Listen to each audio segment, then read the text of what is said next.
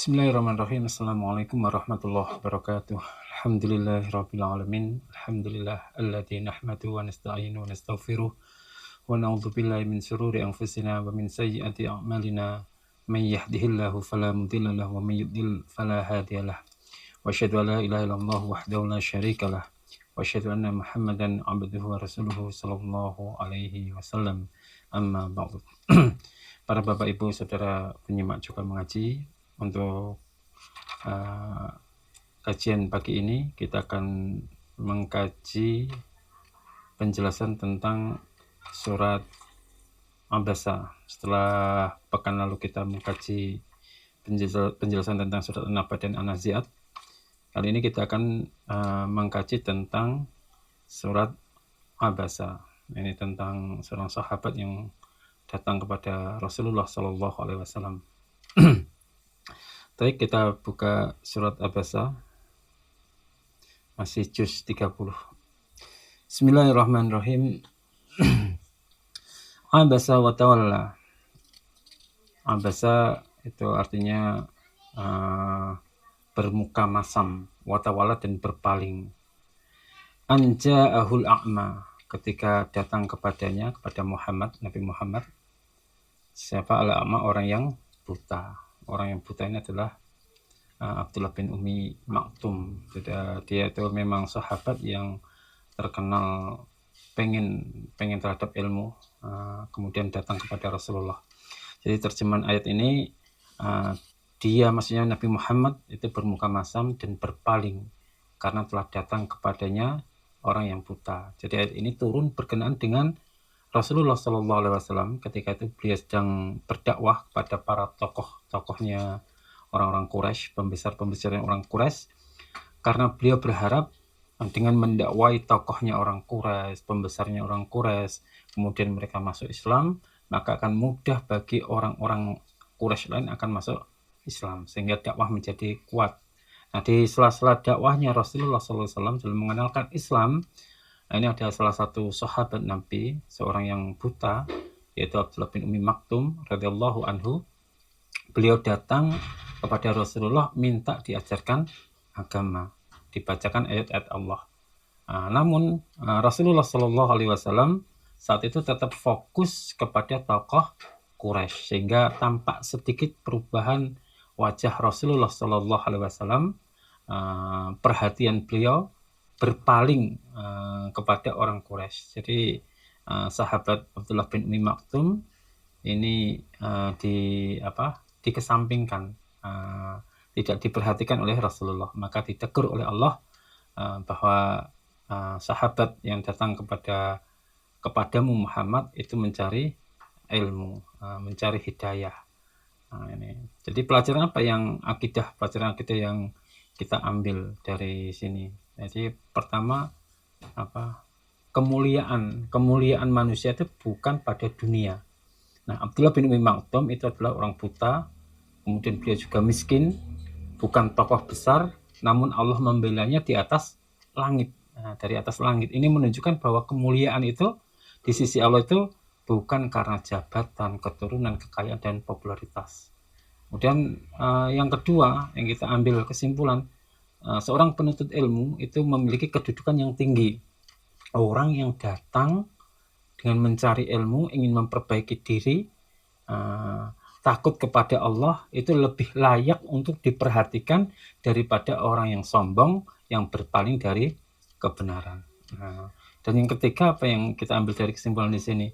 Ternyata Al-Quran itu benar-benar wahyu dari Allah Subhanahu Wa Taala. Karena jika Al-Quran itu buatan manusia, mustahil Nabi mencantumkan teguran terhadap dirinya sendiri. Namun Allah menurunkan ayat ini, bahasa ini, menjadi bukti bahwa Al-Quran adalah wahyu dari Allah. Artinya Nabi sendiri pun juga ditegur oleh Allah Subhanahu Wa Taala. Wa ma yudrika la'allahu yazakka, wa ma yudrika, dan apakah tahukah yang yudrika la'allahu yazakka, dan tahukah engkau Muhammad boleh jadi dia maksudnya Ummi Maktum ini, Abdullah bin Ummi Maktum ini, boleh jadi ia ingin membersihkan dirinya, wa ma yudrika la'allahu yazzaka au yadzakaru fatanfa'ahu dzikra, atau dia ingin mengambil pelajaran sehingga peringatan itu bermanfaat, fatanfa'ahu dzikra, peringatan itu bermanfaat untuknya, baginya. Jadi pada ayat ini Allah Subhanahu wa taala menjelaskan alasan mengapa Abdullah bin Ummi Maktum radhiyallahu anhu itu lebih layak untuk diperhatikan oleh Nabi kita Muhammad SAW. Pertama, karena beliau datang itu dengan hati yang hidup, penuh semangat mencari ilmu dan ingin membersihkan dirinya dari kebodohan dan dosa. Makanya ini adalah Allahu yazakka. Allah mengatakan demikian, yakni barangkali ia ingin menyucikan dirinya sendiri. Maksudnya membersihkan hatinya dari dosa, membersihkan jiwanya dengan ilmu, dan memperbaiki agamanya dengan petunjuk Allah Subhanahu wa taala. Ini menunjukkan bahwa ilmu syar'i bukan sekedar menambah wawasan. Kita mengkaji dalam majelis, termasuk dalam majelis online seperti ini. Ilmu syar'i ini bukan sekedar menambah wawasan kita saja, tapi untuk memperbaiki diri, memperbaiki amal kita, dan mendekatkan diri kepada Allah Subhanahu wa taala. Karena itu para salaf terdahulu ketika belajar agama itu bukan untuk menang-menangan, bukan untuk berdebat, bukan untuk mencari ketenaran atau terkenal, bukan untuk mencari pujian, tetapi agar jiwa mereka bersih di sisi Allah Subhanahu wa taala. Kemudian Allah juga menyebutkan au yadzakaru. Maknanya adalah atau ia Abdullah bin Ummi Maktum ini mengambil pelajaran, mungkin satu ayat, satu nasihat, atau satu ilmu, itu menjadi sebab berubahnya hidup seseorang. Betapa banyak manusia dahulu hidup di dalam kelalaian, di dalam kemaksiatan, lalu berubah karena satu nasihat yang menyentuh jiwanya. Karena hati manusia kan berada di tangan Allah.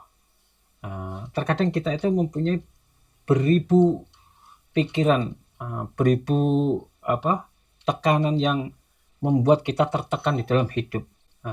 Tapi terkadang kita tersadarkan dengan ucapan orang lain, kalimat-kalimat hikmah, bahkan di dalam majelis ilmu yang semula kita sebenarnya sudah sering mendengar, kemudian kita dengan mendengarkan majelis ilmu itu, hidup kita menjadi berubah. Makanya di sini Allah melanjutkan lagi fatanfa'ahu dzikra.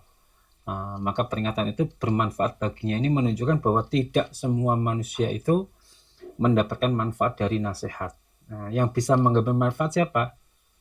Yaitu mereka yang hatinya itu hidup, mereka yang hatinya itu ikhlas, dan hati yang benar-benar mencari kebenaran. Sebagaimana tanah, ada yang subur menerima hujan, dan ada pula tanah itu keras tidak menumbuhkan apa-apa.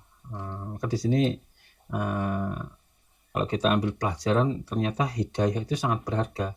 Allah menunjukkan bahwa satu orang yang benar-benar ingin mendapatkan hidayah itu lebih berharga daripada tokoh besar yang sombong terhadap agama, karena ukuran Islam itu bukan banyaknya manusia tapi kualitas iman dari orang tersebut. Nah, di sini Abdullah bin Ummi Maktum dimuliakan oleh Allah. Dia tidak kaya, tidak berkedudukan, bahkan buta, namun Allah menyebut kedudukannya dari atas langit, dari atas langit. Ini kalau kita aplikasikan dalam kehidupan kita, ya termasuk kita jangan meremehkan orang yang hijrah, yang ingin hijrah.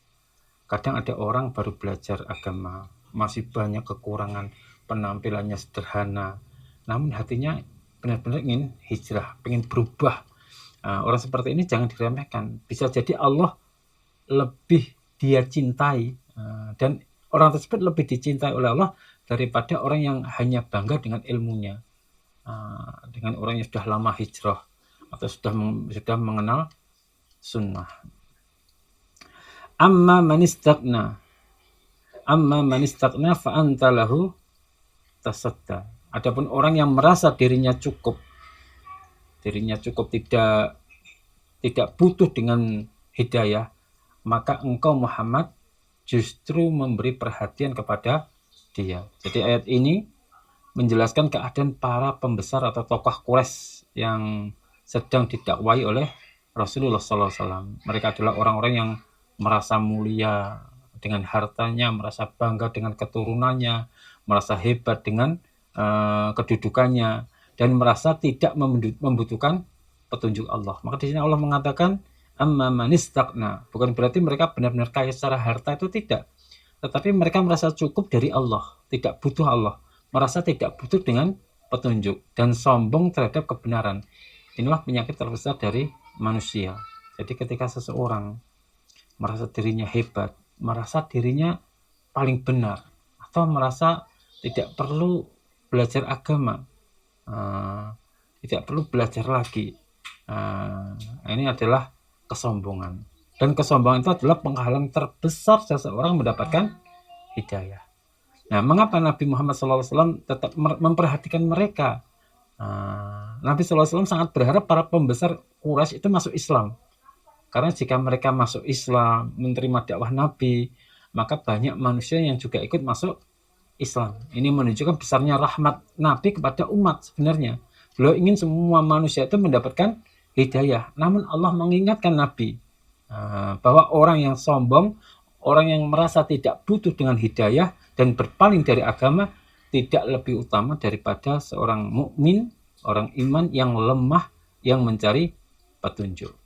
Sedangkan ulama tafsir itu menyebutkan bahwa ketika turun awal surat Abbasah ini, Rasulullah SAW ini sedang berbicara dan berdakwah kepada beberapa pembesar Quraisy. Itu termasuk diantaranya kalau dalam tafsir itu ada Utbah bin Rabi'ah, ada Syaibah bin Rabi'ah, ada Abu Jahal, ada paman Nabi yang Abbas bin Abdul Muthalib.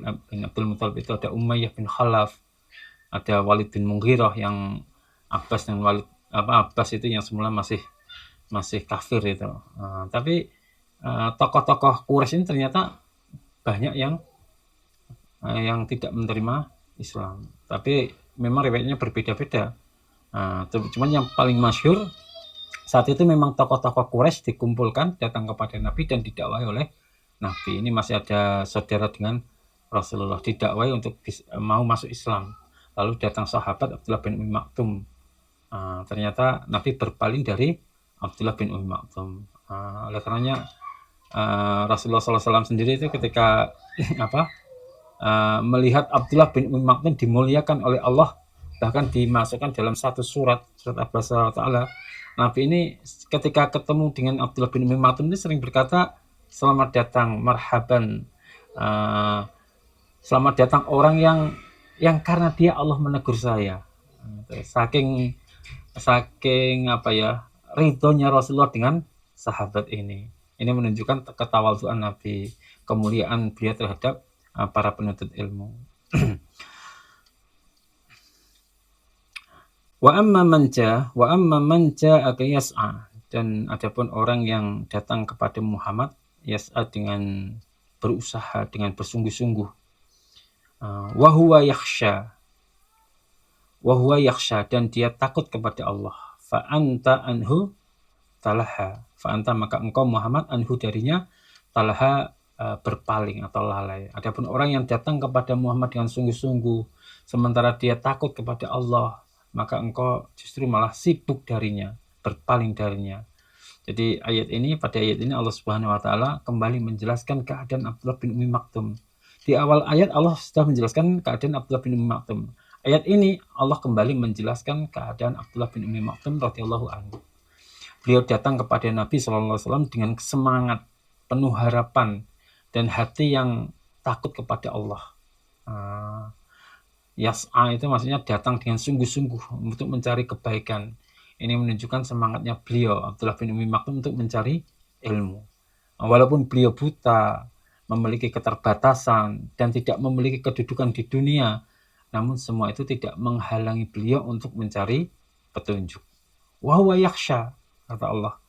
Allah tahu dia ini, Abdullah bin Umi Maktum ini adalah sosok yang takut kepada Allah Subhanahu wa taala. Inilah sifat terpenting dari seorang penuntut ilmu. Bukan sekedar cerdas, bukan sekedar banyak hafalannya, bukan sekedar pandai bicara dalam podium, tetapi memiliki rasa khasyah, rasa takut kepada Allah. Karena sebanyak ilmu yang dia miliki, kalau dia tidak memiliki rasa takut pada Allah, maka dia percuma.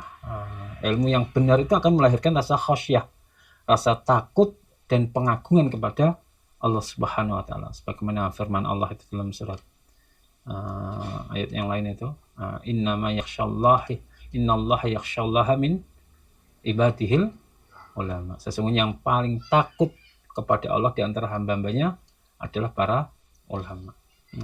Allah juga mengatakan fa'anta anhu talaha, yakni engkau Muhammad tersibukkan darinya. Itu bukan karena Nabi sebenarnya bukan karena meremehkan Abdullah bin Umi Maktum, tidak, tetapi karena beliau sedang menghadapi tokoh-tokoh Quraisy untuk menerima Islam. Namun Allah mengajarkan bahwa orang yang ikhlas, yaitu orang yang takut kepada Allah dan haus akan ilmu, itu lebih layak untuk diperhatikan daripada orang yang sombong dan berpaling dari kebenaran. Para teman-teman semua, ini pelajaran yang kita ambil di sini sebenarnya banyak ini, termasuk semangat mencari ilmu itu adalah tanda dari kebaikan. Abdullah bin Umi Maktum datang sendiri mencari ilmu. Ini menunjukkan bahwa hati yang ia miliki ini sedang hidup karena mencari petunjuk, senang mendengarkan nasihat dan haus terhadap ilmu agama. Sedangkan hati yang sakit itu merasa berat untuk menghadiri halaqah ilmu, majelis ilmu. Dan hatinya Abdullah bin Umi Maktum ini oleh Allah Subhanahu wa taala sendiri disebutkan sebagai wahwa yakhsha. Jadi takut kepada Allah. Ini adalah inti dari kemuliaan. Allah tidak memuji wajahnya, Allah tidak memuji kejayaannya atau kekayaannya atau status beliau, tetapi Allah memuji rasa takutnya seorang hamba kepada Allah Subhanahu wa taala.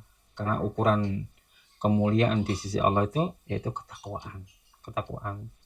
Orang lemah bisa lebih mulia daripada orang yang besar, yang tokoh besar. Di mata manusia, Abdullah bin Maktum ini hanyalah seorang sahabat miskin buta, tidak memiliki apa-apa. Namun Allah menyebutkan keadaannya dalam Al-Quran, yang dibaca sampai hari kiamat. Sedangkan banyak pembesar Quraisy mati di dalam kekafiran, mati di dalam kehinaan, dikenal di dalam sejarah sebagai orang-orang kafir, orang-orang yang menentang dakwah Islam. Nah, dakwah pun juga harus memperhatikan orang yang siap menerima kebenaran. Tidak semua manusia itu sama. Dakwah itu harus memperhatikan siapakah yang siap menerima kebenaran.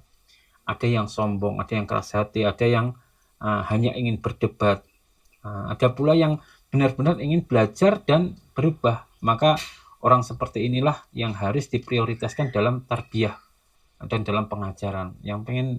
Kalau hanya pengen debat, hanya pengen sombong, keras hati, tidak menerima kebenaran, sudah abaikan saja mereka, karena mereka tidak menginginkan kebenaran. Fi suhufim tadi nggih. Kalla innaha tazkirah. Kalla, sekali-kali jangan, sekali-kali tidak. Innaha tazkirah. Innaha sesungguhnya Al-Quran tazkiratan menjadi peringatan. Faman maka siapa sya'a yang menghendaki dia zakarahu, maka mengambil peringatan dia. Jadi sekali-kali jangan demikian. Sesungguhnya Al-Quran itu adalah peringatan. Maka barang siapa yang mau, niscaya dia akan mengambil peringatan atau pelajaran dari Al-Quran. Jadi setelah Allah menegur Nabi Shallallahu Alaihi Wasallam pada ayat-ayat sebelumnya, Allah kemudian menjelaskan hakikat dari Al-Quran, bahwa Al-Quran adalah peringatan, Al-Quran itu adalah nasihat, Al-Quran itu adalah cahaya dan petunjuk bagi manusia. Jadi makna kala dalam hadis ayat-ayat selain Allah menyebutkan kala, itu kata ini datang sebagai peringatan atau penegasan atau penghentian dari sikap sebelumnya. Seakan-akan Allah mengatakan kepada kita, jangan lagi terlalu berharap pada orang yang sombong terhadap kebenaran. Menegur Nabi, karena hidayah itu bukan bergantung kepada tokoh atau kedudukan atau banyaknya pengikut. Itu seolah-olah memberikan peringatan kepada Nabi kita Muhammad SAW. Kalau sudah demikian, Kamu sudah tahu antara orang yang ingin mendapatkan hidayah dan orang yang sombong. Maka jangan kamu lanjutkan lagi. Ketika ada orang yang sombong tidak menerima hidayah, sudah abaikan mereka. Fokuslah kepada orang yang menginginkan hidayah. Innaha tadzkirah. Ini maksudnya sesungguhnya Al-Quran ini menjadi peringatan. Al-Quran mengingatkan manusia tentang tauhid. Al-Quran mengingatkan manusia tentang akhirat, surga dan neraka, halal haram, serta jalan keselamatan. Namun Al-Quran hanya bermanfaat bagi mereka yang mau menerima petunjuk. Makanya di sini Allah juga mengatakan faman syaa dzakarah. Siapa yang mau maka ia akan mengambil pelajaran. Ini menunjukkan bahwa manusia itu memiliki kehendak, namun tetap di bawah kehendak dari Allah Subhanahu wa taala. Orang yang jujur mencari kebenaran, rendah hati dan ingin mendapatkan hidayah, akan Allah mudahkan mengambil manfaat dari Al-Quran. Sedangkan orang yang sombong, cinta dunia dan berpaling dari hidayah atau sulit menerima petunjuk walaupun mendengar banyak dalil, maka Allah palingkan dari hidayah. Nah, di sini yang bisa kita ambil, teman-teman, yang kita aplikasikan dalam kehidupan kita. Yang pertama, kita jadikan Al-Quran ini sebagai sumber nasihat utama. Ketika hati kita itu gelisah, sering kan kita melihat hati kita itu gelisah, hati kita itu keras, hati keras, gelisah, atau hati kita ini jauh dari Allah, maka kembalilah kepada Al-Quran. Karena tidak ada obat hati yang lebih besar manfaatnya daripada kalam Allah. Yang kedua, ketika kita membaca Al-Quran, itu usahakan dengan tadabbur, dengan perenungan. Jangan hanya cepat hatam, tetapi pahami maknanya, renungkan ayatnya, dan tanyakan kepada diri kita sendiri, apa yang Allah inginkan dariku melalui ayat ini. Kemudian bersihkan hati agar mudah untuk menerima hidayah. Karena dosa itu bisa membuat seseorang berat menerima nasihat, bosan mendengarkan ilmu, dan keras terhadap Al-Quran. Kemudian yang kita aplikasikan dalam kehidupan kita, jangan memaksa manusia untuk menerima hidayah. Tugas kita hanya menyampaikan, sama seperti Nabi yang ditegur oleh Allah Subhanahu wa taala. Tugasmu hanya menyampaikan. Siapa yang mau menerima akan mendapatkan manfaat, dan siapa yang berpaling maka ia akan merugikan dirinya sendiri. Kalau kita lihat sekarang ini, betapa banyak manusia itu memiliki mushaf Al-Quran, tumpuan mushaf Al-Quran, namun hidupnya justru jauh dari Al-Quran, jauh dari ayat yang dibaca. Hatinya tidak berubah, nasihat tidak didengar, tapi justru dosa-dosa dan kemaksiatan dipertahankan.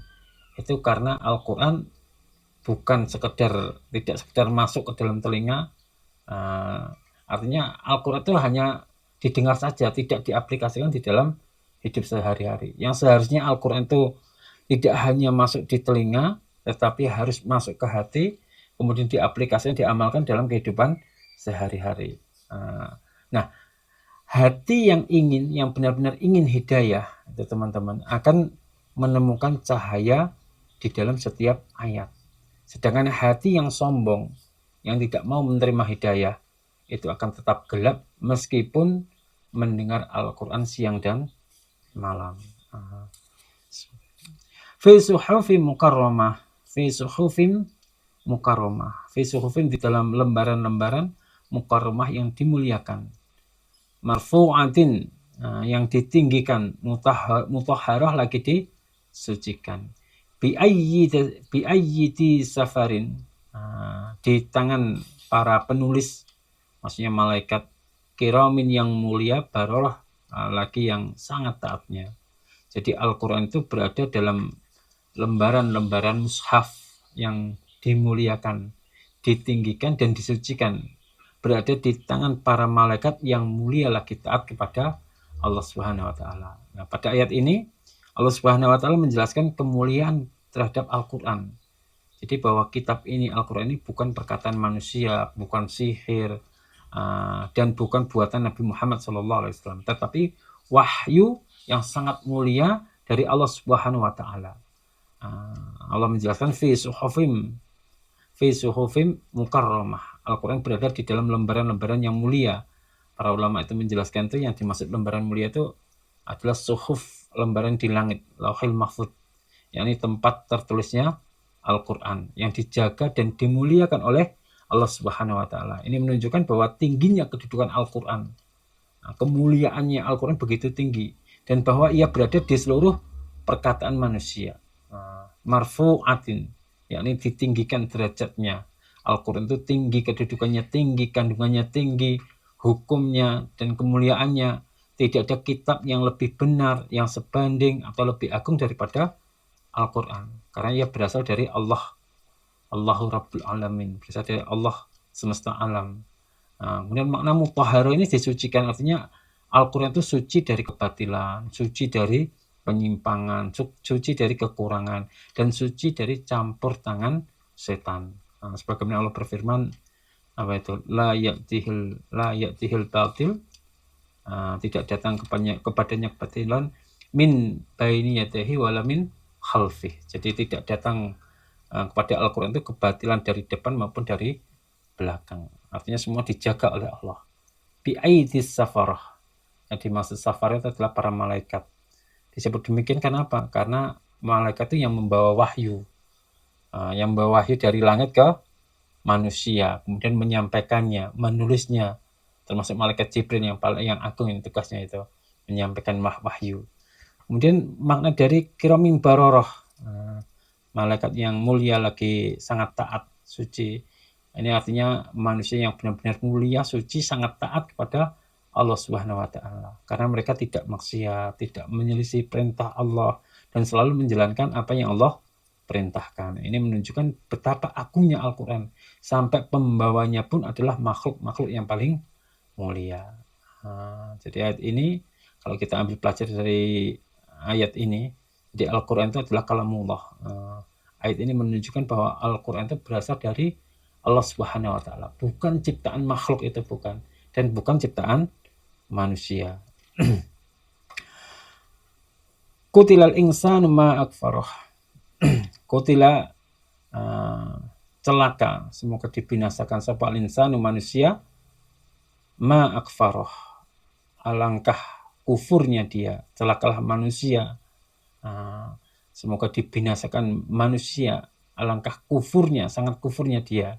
Jadi setelah Allah menjelaskan tentang kemuliaan-kemuliaan Al-Quran, Allah kemudian mencela manusia yang berpaling dari petunjuk, sombong terhadap kebenaran, dan tidak mensyukuri nikmat. Maka di sini Allah mengatakan kutilal insan. Ini adalah bentuk celaan sangat keras, kecaman dari Allah, dan doa kebinasaan bagi manusia yang kufur dan membangkang. Ini maksudnya Allah bukan benar-benar mendoakan, itu tidak, tapi ungkapan dalam bahasa Arab untuk menunjukkan betapa buruknya keadaan manusia yang menolak kebenaran. Ma'akfarah, maksudnya betapa sangat kufurnya manusia. Kufur ini maksudnya kufur kepada Allah, kufur kepada nikmat, dan berpaling dari petunjuk. Padahal manusia itu hidup dengan nikmat Allah, hidupnya dengan nikmat Allah, makan dari rezeki Allah, bernafas dengan izin Allah. Namun banyak manusia yang justru sombong, lalai, bermaksiat dari Rabbnya. Mengapa manusia dicela? Karena manusia itu sering lupa dari mana asal-usulnya. Padahal dahulu tidak ada, berasal dari air yang hina, yang lemah, dan tidak memiliki apa-apa. Namun setelah diberikan harta, ilmu, kekuatan, dan jabatan, ia merasa paling hebat. Inilah penyakit kesombongan manusia yang dicela oleh Allah Subhanahu wa taala. Min aisyain khalaqah, dan dari manakah dan dari apakah syai'in sesuatu, khalaqahu, menciptakan siapa Allah padanya. Min nutfatin, dari setetes air mani, khalaqahu, menciptakan dia Allah padanya. Faqaddarahu, lalu Allah menentukan qadarnya. Kemudian Allah di sini juga menegur, dari apakah dia menciptakannya. Dari setetes air mani dia menciptakannya lalu menentukan qadarnya. Jadi setelah Allah mencela manusia karena kekufurannya, karena kesombongannya. Allah mengingatkan asal-usul dari penciptaan manusia. Ini agar manusia sadar betapa lemahnya dirinya dan betapa tidak pantasnya dia sombong terhadap Allah Subhanahu wa taala. Min ayyi syai'in khalaqah. Ini adalah pertanyaan untuk mencela, mengingatkan dan menyadarkan manusia. Seakan-akan Allah mengatakan, dari apa sebenarnya kalian itu diciptakan? Kalian itu diciptakan dari setetes air mani. Lantas kenapa kalian berani sombong? Manusia tidak diciptakan dari emas, cahaya, atau dari sesuatu yang agung menurut manusia, tapi hanya dari minut tofah, dari setetes air mani yang hina. Inilah asal manusia, sesuatu yang lemah, yang kecil, yang hina. Namun dari sesuatu yang hina itulah Allah menciptakan mata, menciptakan pendengaran, Allah menciptakan akal, Allah menciptakan hati, dan tubuh manusia yang sempurna. Maka ini menunjukkan kekuasaan Allah, kebesaran Allah, dan menunjukkan kelemahan manusia. Makanya Allah mengatakan faqaddarahu, dari yang hina dibentuk, kemudian Allah menentukan atau mengatur takdirnya. Allah menentukan bentuknya. Ini ulama mengatakan Allah menentukan bentuknya, rezekinya, ajalnya, dan amalnya, dan seluruh kehidupannya. Tidak ada satupun yang terjadi secara kebetulan. Semua berada di dalam takdir Allah. Takdir Allah. Makanya manusia sering berjalan di muka bumi ini dengan penuh kesombongan, merasa dirinya hebat, merasa pintar, merasa kuat. Padahal asalnya adalah hanyalah dari setetes air mani yang hina. Dan betapa aneh makhluk yang keluar dari tempat najis masih berani menyombongkan diri di hadapan Rabbul Alamin. Maka siapa yang benar-benar mengenal asal penciptanya, dia akan rendah hati. Oh iya, dulu saya ini diciptakan dari setetes air yang hina, air yang manis, air mani yang sangat hina, yang sangat kecil. Kalau dia mengenal asal penciptaannya, maka dia akan rendah hati, dia akan bersyukur, dia akan takut kepada Allah Subhanahu wa taala. Karena dia sadar seluruh hidupnya itu hanyalah milik Allah Subhanahu wa taala, hanya pemberian dari Allah Subhanahu wa taala. Tsumma sabila yassarah, tsumma sabila, kemudian jalan, yassarahu, memudahkan dia Allah padanya. Tsumma amatahu, kemudian Allah mematikan kepadanya, faqabbarahu, maka Allah memasukkan ke kuburnya. Tsumma idza syaa, kemudian ketika dia menghendaki, ansyarahu, maka Allah membangkitkan kembali kepadanya. Kemudian dia memudahkan jalannya, dia mematikannya lalu memasukkannya dalam kubur. Kemudian apabila dia menghendaki, maksudnya Allah menghendaki, dia akan membangkitkan kembali. Nah, pada ayat ini Allah Subhanahu wa taala menjelaskan perjalanan hidup dari manusia ini. Dari sejak lahir sampai mati hingga dibangkitkan kembali di hari kiamat. Agar apa? Agar manusia itu sadar bahwa seluruh hidupnya berada di bawah kekuasaan Allah. Summa sabila yassarah. Para ulama menjelaskan ayat ini memiliki makna dan semuanya benar. Makna pertama itu Allah memudahkan jalan keluarnya dari perut ibunya ketika lahir. Bayangkan, manusia dahulu berada dalam rahim yang sempit. Lalu Allah mudahkan keluarnya ke dunia. Tanpa pertolongan dari Allah, mustahil manusia mampu keluar dengan selamat dari lubang yang kecil. Makna yang kedua, Allah mudahkan jalan hidupnya. Maksudnya makan, minum, gerak, bekerja, dan menjalani kehidupan. Allah mudahkan manusia mengenal jalan manfaat dan mudarat bagi kehidupannya. Makna yang ketiga menurut ulama, Allah memudahkan jalan hidayah dan penjelasan hidayah, penjelasan kebenaran, yakni Allah. Allah menurunkan menurunkan kitab, mengutus rasul, dan menjelaskan jalan kebaikan serta keburukan, sehingga manusia bisa mengikuti mana jalan kebenaran. Ini sebagaimana firman Allah, inna hadainahu sabil, sesungguhnya kami Allah telah menunjukkan kepadanya jalan. Namun manusia yang memilih bersyukur ataukah kufur, memilih menerima hidayah ataukah memilih kesesatan. Kemudian makna tsumma amatahu itu maksudnya adalah setelah manusia hidup, bergerak, kemudian menikmati dunia, akhirnya Allah mematikannya. Ini menunjukkan kematian itu pasti. Tidak ada manusia yang kekal. Dan seluruh kenikmatan di dunia ini akan berakhir. tidak ada raja, tidak ada orang kaya, ulama, atau bahkan orang miskin, kecuali semuanya akan merasakan kematian. Kemudian makna fa'aqbarahu itu maksudnya adalah kemudian Allah menjadikan manusia dikuburkan. Ini termasuk kemuliaan bagi manusia. Karena Allah tidak membiarkan jasad manusia itu dilempar, dibuang, dimakan binatang, atau dibiarkan begitu saja. Tapi Islam datang dengan syariatnya. Manusia ketika mati dikuburkan sebagaimana bentuk penghormatan kepada anak turun Adam. Tsumma idza syaa ansyarah.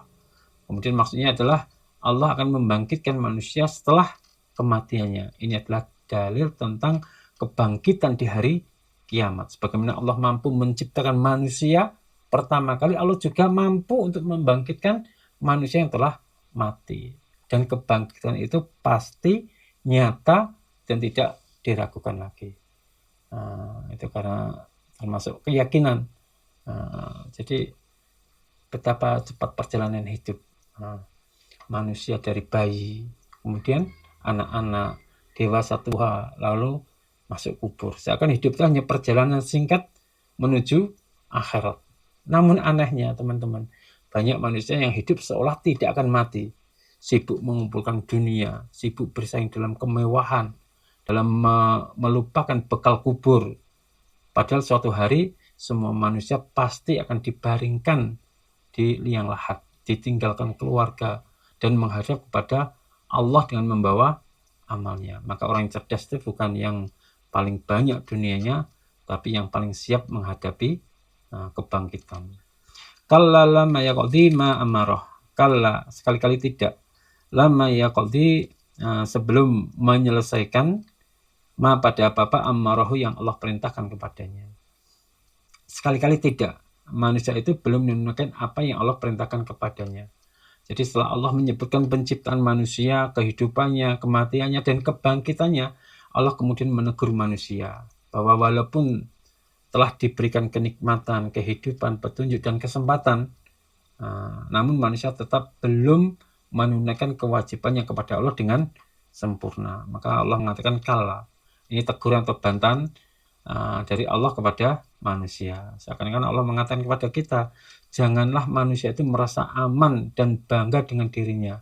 Karena hak Allah atas dirinya itu masih sangat besar. Lama yaqdi ma amarah. Manusia itu belum menunaikan seluruh perintah Allah sebagaimana mestinya. Meskipun manusia itu sholat, puasa, dan beramal, tetap saja penuh dengan kekurangan. Ada yang kurang ikhlas, ada yang kurang khusyuk, ada yang kurang syukur, ada yang masih banyak dosa. Karena itu seorang mukmin tidak boleh ujub, merasa amalnya sudah banyak atau merasa dirinya pasti selamat. Nah, itu tidak boleh.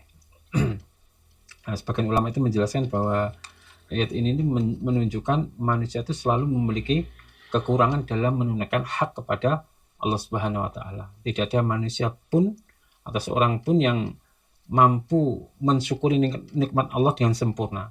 Bahkan ibadah kita sendiri adalah nikmat dari Allah, yang juga membutuhkan syukur lagi. Karena itu keselamatan bukan semata-mata karena amal, itu karena mendapatkan rahmat dari Allah Subhanahu wa taala. Kalla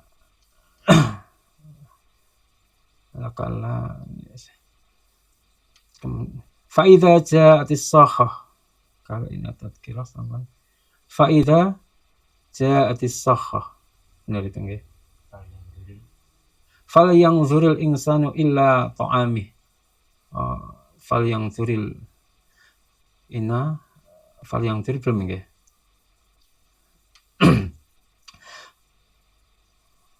Fal yanzuril insanu illa ta'amih. Maka hendaklah manusia itu melihat makanannya. Hendaklah manusia itu melihat makanannya. Allah memperingatkan lagi manusia itu setelah diberikan kehidupan, diberikan kenikmatan. Coba Allah mengajak kita untuk berpikir. Coba perhatikan makananmu. Inna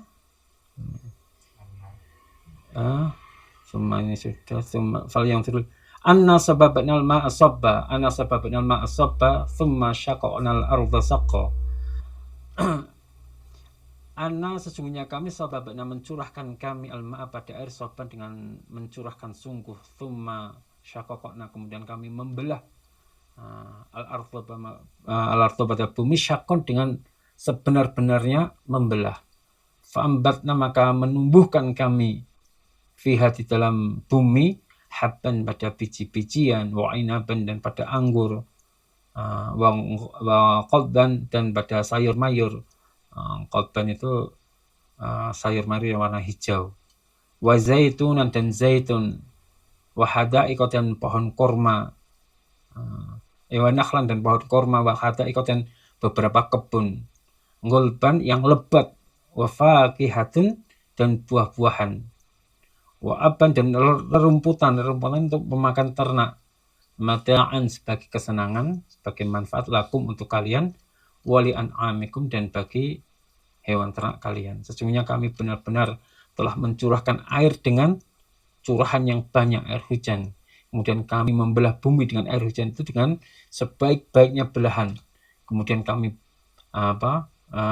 tumbuhkan di dalam bumi itu biji-bijian, anggur, sayur mayur, zaitun, pohon korma, dan kebun yang sangat lebat, buah-buahan, dan rerumputan. Itu semua menjadi kesenangan bagi kalian dan hewan ternak kalian. Nah, pada ayat ini Allah Subhanahu wa taala menjelaskan bagaimana makanan manusia itu berasal, agar manusia itu mengenal Allah, menyadari kelemahannya dan bersyukur kepada Allah Subhanahu wa taala. Allah mencurahkan hujan dari langit begitu deras, dari tanaman yang semula mati, hewan mati, manusia kelaparan, dan bumi menjadi tandus. Kemudian Allah buat bumi itu menjadi subur. Allah membelah bumi. Coba renungkan, biji kecil yang lemah yang ditanam di tanah yang keras. Lalu Allah membelah tanah itu, kemudian muncullah tunas kecil, ya kan, keluar menuju cahaya. Siapa yang mampu melakukan itu semua? Allah Subhanahu wa taala. Tidak ada yang selain Allah. Kemudian Allah menunjukkan biji-bijian seperti gandum, padi, apalagi jagung, makanan pokok manusia, anggur yang tumbuh, yang lezat dan penuh manfaat, ngorban ini sebagai sayur mayur atau tanaman hijau yang dimakan oleh manusia dan hewan. Kemudian Allah juga menyebut zaitun dan kurma karena keduanya termasuk tanaman yang penuh barokah. Kurma adalah makanan utama bangsa Arab, sedangkan zaitun itu memiliki banyak manfaat, termasuk bisa menjadi makanan, bisa menjadi minyak, bisa menjadi pengobatan. Allah juga menyebutkan kebun-kebun yang lebat dan indah, wa hadaiqa qalban. Kebun-kebun yang indah menunjukkan begitu luas nikmat dari Allah Subhanahu wa taala. Allah juga menyebutkan buah-buahan untuk manusia, dan wa'aban, rerumputan itu buat binatang ternak. Itu semua Allah yang memberikan rezeki untuk manusia. Tetapi tidak hanya manusia, tapi seluruh makhluk. Mata'allakum walian amikum. Ini semua itu Allah jadikan manfaat kenikmatan dan sarana kehidupan bagi semua manusia dan hewan ternak. Maka betapa sering manusia itu menikmati nasi, buah, apalagi sayur dan air tanpa pernah memikirkan bagaimana Allah menyiapkannya. Padahal andai saja Allah menahan hujan sedikit saja atau sebentar saja, manusia ini akan kelaparan. Andai Allah telah tidak lagi membelah tanah, yang tanah untuk menumbuhkan sayur mayur tidak dibelah oleh Allah, tanaman tidak tumbuh, maka manusia, binatang juga akan kelaparan. Namun manusia itu perlu diketahui bahwa kita semua manusia ini, makanan dan rezeki kita dari Allah. Hidup kita itu merupakan nikmat dari Allah Subhanahu wa taala. Kita makan dari rezeki Allah, hidup dari nikmat Allah. Lalu menggunakan tenaga kita ternyata untuk maksiat kepada Allah. Ini berarti kan salah. Maka hati yang hidup, kalau hati kita hidup, akan melihat setiap makanan yang kita makan sebagai panggilan untuk syukur kepada Allah, sebagai tunduk dan semakin cinta kepada Allah Subhanahu wa taala. Maka di sini Allah mengatakan di ayat sebelumnya kan fal yang dzil insan ila ta'ami. Allah mengajak kita untuk bertafakur kepada apa yang kita makan. Fa idza ja'atis sahah, maka ketika datang as-sahah itu suara yang keras yang memekakkan telinga. Maka apabila datang suara yang memekakkan telinga, ini artinya Setelah Allah menyebut nikmat rezeki, makanan, dan kehidupan dunia, kemudian Allah memindahkan perhatian manusia kepada hari yang sangat dahsyat, yaitu hari kiamat. Seakan-akan Allah mengingatkan kita, jangan sampai kalian itu tenggelam di dalam nikmat dunia, lalu melupakan akhirah. Maka Allah mengatakan, as-sahah. Sahah ini berasal dari makna suara yang sangat keras sehingga memekakkan telinga, menyakiti telinga. Yaitu yang dimaksud adalah tiupan sangkakala ketika terjadi kiamat, suara yang sangat dahsyat yang membuat seluruh manusia ketakutan dan panik. Itulah suara yang sahah itu, sehingga membuat hati dan tubuh ini terguncang. Gitu.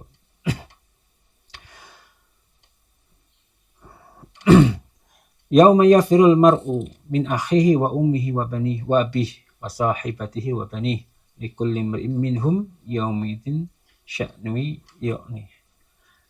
Yauma yafiru, pada harinya lari, sapa al mar'u, manusia, seseorang, min akhihi, dari saudaranya, wa ummihi, dan ibunya, wa abihi, dan bapaknya, wa sahibatihi, dan istrinya, teman tidurnya, wa banihi, dan dari anak-anaknya, likulli imri'in, bagi setiap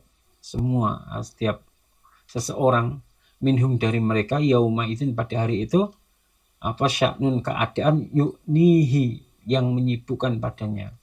Pada hari itu, ketika syahah kiamat sudah terjadi, pada hari itu manusia lari dari saudaranya, dari ibunya, dari bapaknya, dari istri dan anak-anaknya. Setiap orang pada sibuk dengan keadaannya sendiri-sendiri. Jadi setelah Allah menyebutkan datangnya syahah, Allah menjelaskan bagaimana dahsyatnya keadaan manusia pada hari kiamat. Hari itu manusia tidak lagi memikirkan keluarganya, tidak lagi memikirkan sahabatnya ataupun orang yang paling dicintainya, yaitu anak-anak dan istri-istrinya. Yang ada hanyalah ketakutan, hisaban, dan keselamatan dirinya sendiri. Manusia lari menjauh menjauh dari orang yang dicintai. Padahal manusia itu biasanya ketika terjadi masalah, jadi musibah, siapa orang pertama kali yang didatangi? Ibunya, bapaknya, saudaranya, anaknya, temannya, istrinya. Tapi ternyata pada hari kiamat, ketika mereka menghadapi masalah untuk dirinya sendiri, justru saat itu manusia lari dari orang-orang sekitarnya. Kenapa? Karena mereka adalah manusia yang saat itu, mengapa disebut Allah menyebutkan saudara, orang tua, istri, dan anak? Karena mereka adalah manusia yang paling dicinta dan dekat dengan dirinya. Tapi justru di hari kiamat mereka lari dari orang-orang yang dikasihi. Itu karena mereka sibuk dengan urusannya sendiri, memikirkan dosanya, memikirkan hisabannya, memikirkan amalannya, memikirkan nasib akhirnya. Tidak ada waktu untuk memikirkan orang lain. Inilah dahsyatnya hari kiamat.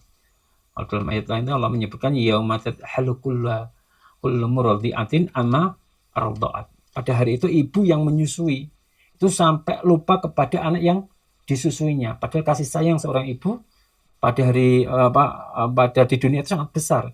Namun pada hari kiamat semua manusia sibuk dengan dirinya sendiri. La haula wala quwata illa billah. Jadi betapa besar cinta manusia kepada keluarganya di dunia. Rela bekerja keras, berkorban, menangis demi mereka. Namun akan datang hari ketika manusia itu lari dari ibunya, lari dari ayahnya, bahkan tidak mempedulikan anak istrinya. Karena dahsyatnya hisaban di hari kiamat. Maka jangan jadikan hubungan dunia melalaikan hubungan kita dengan Allah Subhanahu wa taala. Wujuhu yauma idzin musfirah. Dhahikatan mustabsyirah wa wujuhu yauma idzin 'alaiha ghabarah tarhaquha qatarah. Ulaika humul kafratul fajrah.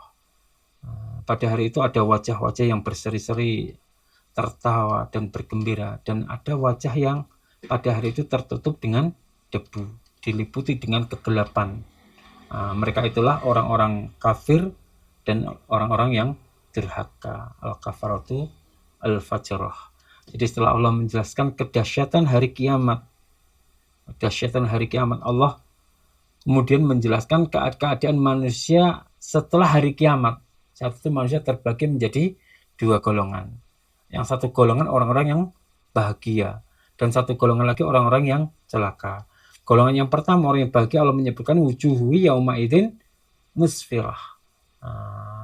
Wajahnya bercahaya, musfirah itu wajahnya bercahaya, bersinar.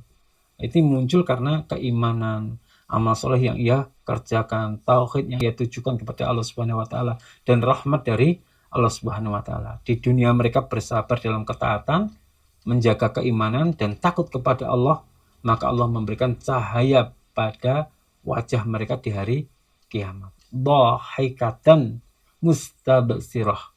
Mereka tertawa dan penuh dengan kabar gembira karena mereka melihat keselamatan, melihat rahmat Allah, melihat jannah, surga, dan balasan dari amal soleh mereka, balasan dari kesabaran mereka, dan Allah menghilangkan seluruh ketakutan di dunia, dihilangkan semua, diganti dengan kebahagiaan, ketenangan, dan kenikmatan yang abadi.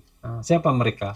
Mereka adalah orang yang beriman, ahli tauhid, orang yang ikhlas, dan yang istiqamah di atas sunnah. Walaupun di dunia miskin, mungkin walaupun di dunia itu lemah, atau di dunia tidak terkenal, namun di akhirat wajah mereka penuh cahaya.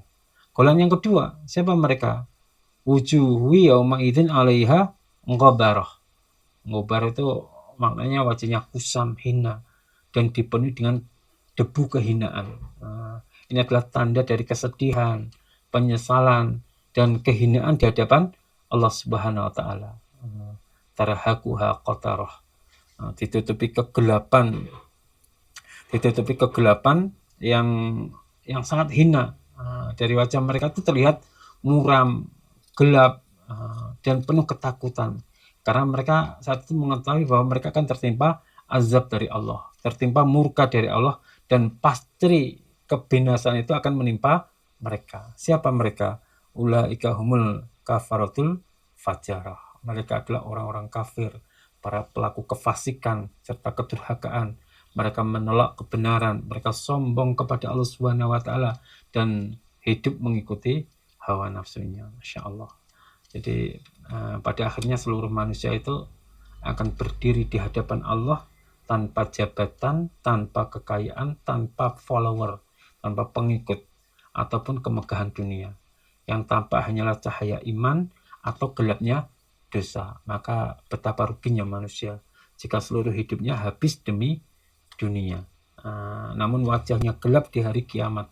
Dan betapa beruntungnya manusia, orang iman, yang mungkin di dunia dia tidak dikenal oleh manusia yang lain. Dia di dunia hidup sederhana, namun di akhirat, di hari kiamat, ternyata wajahnya berseri-seri. Dia tertawa dan bergembira karena rahmat Allah Subhanahu wa taala. Kalau demikian yang bisa kami sampaikan, dan kurang lebihnya telah menyampaikan, kami mohon maaf yang sebesar-besarnya. Assalamualaikum warahmatullahi wabarakatuh.